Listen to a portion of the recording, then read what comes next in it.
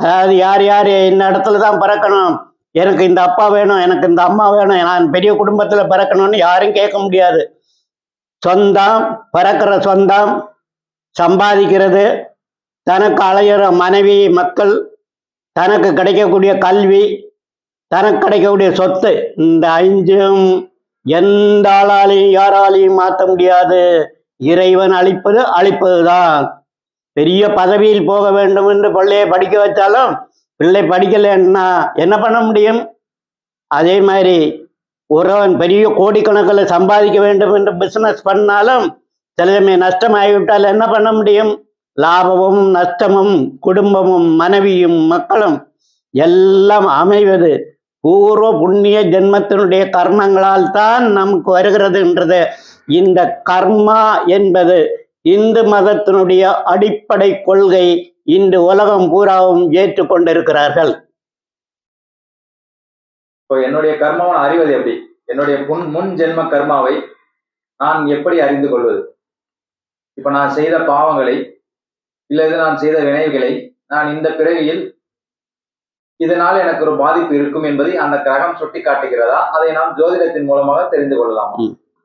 நம்ம வீட்டில் ஒரு குழந்தை பிறந்துட்டா உடனே ஜாதகம் எழுதுறோம். குழந்தைக்கு ஒரு ஜாதகம் எழுதணும். ஜாதகம் எழுதும்போது அதில் முதல்ல பிறந்த இடத்தை அடிப்படையாக வச்சு லக்னம் எழுதுகிறோம். அப்புறம் ஒவ்வொரு 12 கட்டமும் போட்டு அதில் எந்தெந்த கிரகம் இருக்குன்னு எழுதுகிறோம் இல்லையா? இந்த கிரக நிலை தான் அவருடைய பூர்வ புண்ணிய ஜென்மத்தை வெளியே காட்டுகிறது.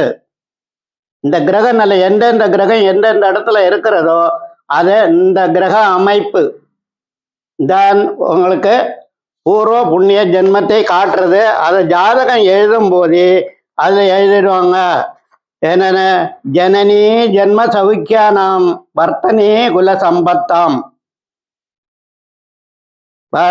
பதவி பூர்வ புண்ணியனாம் லிக்தே ஜென்ம பத்திரிகா.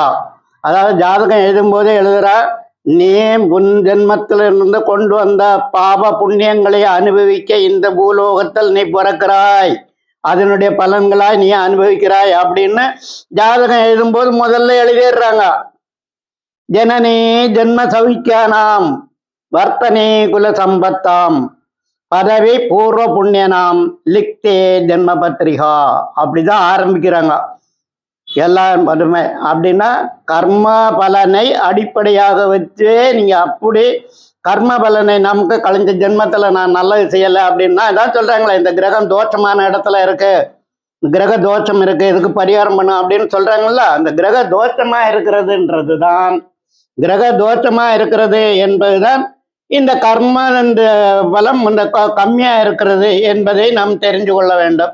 எந்த இடத்துல எந்த கிரகம் வீக்கா இருக்கிறதோ, எந்த இடத்துல எந்த கிரகம் நீச்சமா இருக்கிறதோ அந்த கட்டத்தை அடிப்படையாக வச்ச காரகத்துவம் நமக்கு சரியாக அமைவதில்லை. அதனால் நம்முடைய பூர்வ புண்ணிய கர்மம் என்பதை நாம் தீர்மானப்படுத்தி கொள்ள வேண்டும்.